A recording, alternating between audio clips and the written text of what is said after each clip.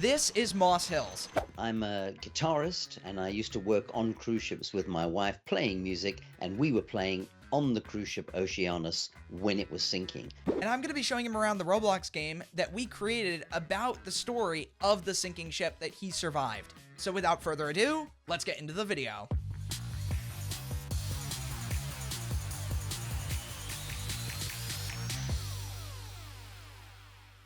So here we are. We've got the players here. These are all the players playing the game, and there's the ship in East London, and we'll hop aboard, and, you know, you can give me some of your thoughts or your experience of actually being on the real ship compared to what we've shown here. It just looks amazing. Yeah, look at that bar and everything. That's very real. And of course, this is going to change over time. This whole environment is going to drastically shift because, as you know, I mean, having been there, it's gonna be different. But let's go inside. It's getting a little dark, so we'll pop inside, and we can actually see out the windows. We got the tugboat sort of going with us, and we can see the East London docks moving by. And this is how a game player would play. They'd be walking around the ship just exploring, so they could come and stand at that same window. They'd see the same scene. Yep, everybody is going through the exact same experience that we're going through right now. It's all synced up. Here we have another player just literally coming up to the stage right now and looking and standing on a chair, apparently. So that other player can see you. Yes, everybody can see each other. Initially, we had this thing where players could bump into each other, but it turned into a big mess because they would get crowded in these hallways and sort of like, you know, not move. So we turned that off so you can just walk right through the players. But yeah, they can see us. There's not a lot of players down here right now, but this is the dining room, and we'll go forward a little bit and then go down. Yes, I mean, they've really done it well for a platform like Roblox. That's impressive. So obviously we are on this deck. This might look a little bit familiar to you. This is Neros deck. This is where we're going to see water in a few minutes in game, but a few hours obviously in real time. Right, that's the stairwell where I videoed and the water was coming through. Oh, you'll find this very interesting. So check this out. So right over here, we can switch over to entertainment staff and check this out. We've resurrected these lost guitars, and you can actually go ahead and play them. They're pretty rudimentary, but there you go. I'm just amazed at that at the instruments. You've got my Gibson Les Paul there, and you've got Tracy's Riverhead bass, and then there's my double stack keyboards. I mean, that's just like it was. And there we go. So we just lost the power. This is where the event starts. This is where things start to take a turn, I would say. You know, in real life, when the lights actually went off, it's frightening. It's shocking because it's just something I had never experienced before. And, you know, it's just suddenly dark that it is scary. Yeah, I mean, the whole ship is completely in a blackout stage, so not great. And you can see the players are literally just walking around, and I would imagine a lot of them are like, what just happened? Because some of these are new players. They've never experienced this before, so this is all new for them. Would they not think, oh, something's gone wrong with the game if it's suddenly gone dark? No, actually, because we have these roleplay texts on the top of the screen that help to just run through the timeline for them. Okay. But I'm going to go downstairs now, and we're going to go down to Neros deck. We're going to go to that level, and yep, here comes the water. It's starting to flood up. This is where that crew member was yelling at you to stop filming, and I want to touch on that. I mean, what was that like going through your head when the crew member came down and said, stop filming, go back upstairs, there's no water, completely denying it? I mean, it was weird. And I mean, the thing is, because, okay, now I work on ships as an officer. I'm a senior officer. I'm a cruise director. But then, as a guitarist, I mean, the guy was shouting was, I immediately feel I'm doing something wrong. So not only was I wondering, well, why is he saying there's no water? But I was thinking, I'm going to get in trouble for being down here. You're still thinking, well, I'm the guitarist. I'm just part of the entertainment team. I need to listen when someone's shouting, telling me to do something. I'm thinking, well, I better do it. Roughly at 1 a.m. in game time, you're able to start launching boats.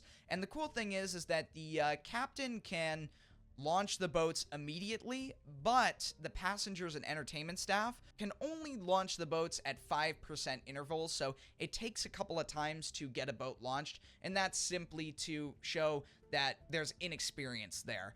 And I want to know from your perspective, how was that experience? When you got to the lifeboats, were they all set up already, or was there sort of a situation where you guys had to work together to get these boats swung out and down to the promenade deck?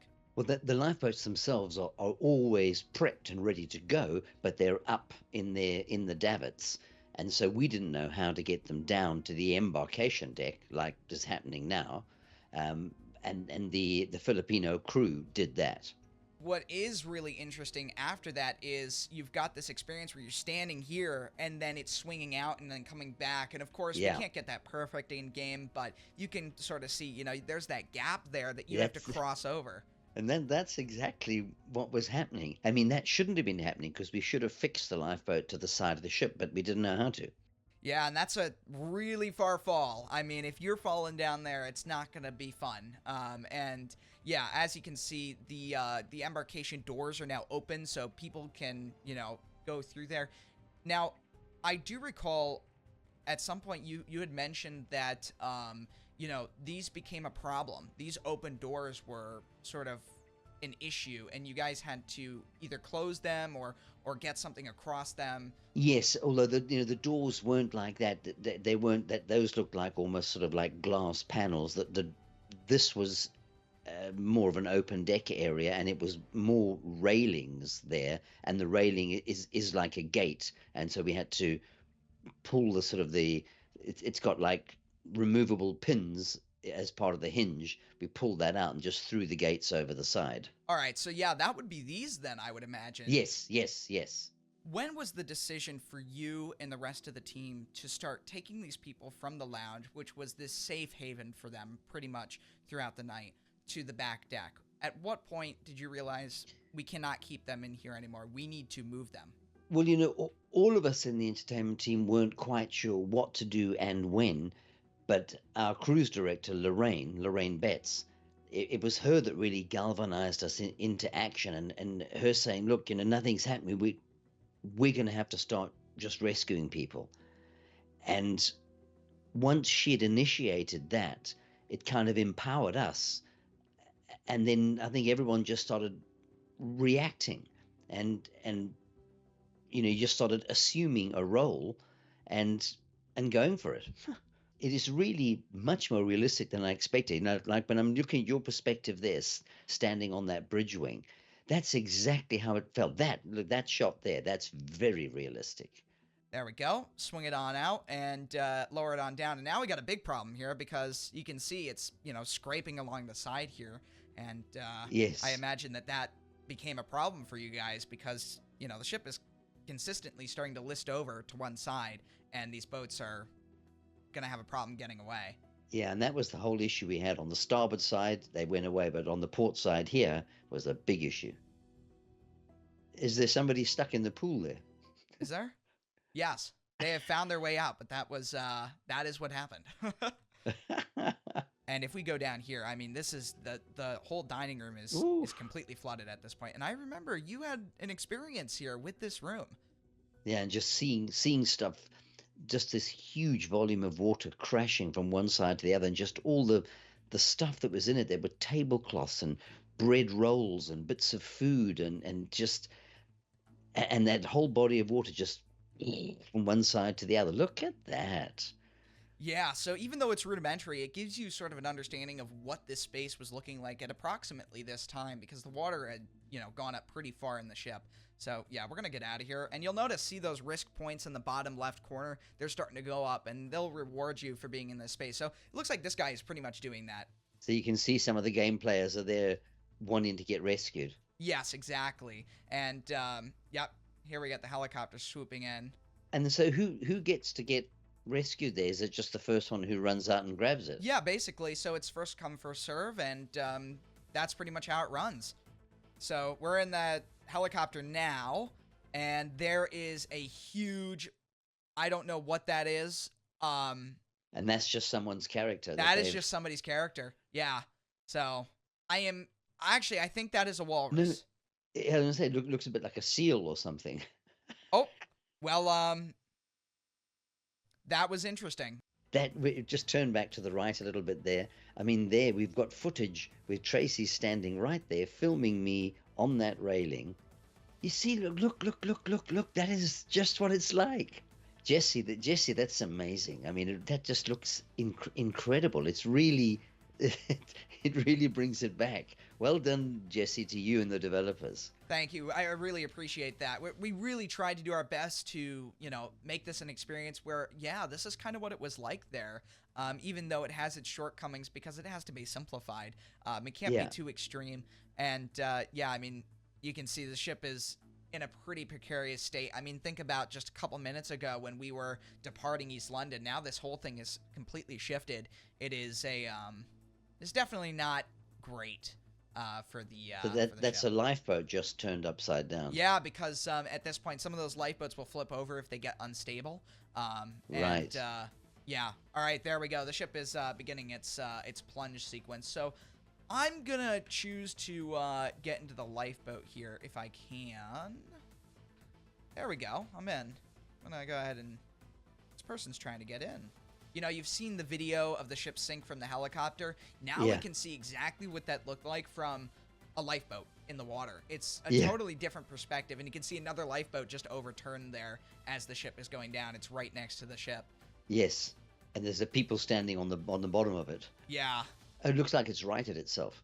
Now, when you were on the ship, you know, you had all of this equipment with you, and I'm curious to know how you felt. I mean, you know, of course, you just got off with your lives, and that's what matters. But you know, you had all that editing equipment and the you know the The musical instruments. guitars, the keyboards, the Yeah, saxophone, just everything. And you think, well, that's it. I mean, what am I going to do now? But the thing is, you have to always, no matter what life throws at you, you've got to keep focused and make it to the next stage. And you know, we did. Look at that. yeah. At this point, there are still people on the ship. They just want to go down. They want a whole Titanic experience here. So they're on the back of the ship. It's going down, and yeah. Alright, so after I showed Moss the experience, I asked him how it compared to his real life experience on the actual ship. Yeah, I mean, it's really hard. Obviously, it was a long time ago, and to see it in game format takes away the sort of the real tension and the worry and the fear of actually drowning, which was our fear all the time. But I mean, I'm just amazed at how well the ship's been represented. Different areas of the ship, like in the lounges, the pool deck at the aft part of the ship is so real. When I'm in the game and looking at that, it just feels like I'm there on the Oceanos. And the same thing in that foredeck area where I was running the helicopter rescue section. It just looks and feels the same. Well, I think this is a good place for me to wrap it up, and I want to thank Moss Hills for, of course, coming on and taking a look at the game and giving his thoughts and even some of his experiences from on board the actual ship. If you haven't already, go check out his website. It's got his full account of the sinking and some of the other people he was with on the ship. It is a really cool read, and if you guys have enjoyed this video, make sure to leave a like and a comment, and I'll see y'all next time, guys. Goodbye.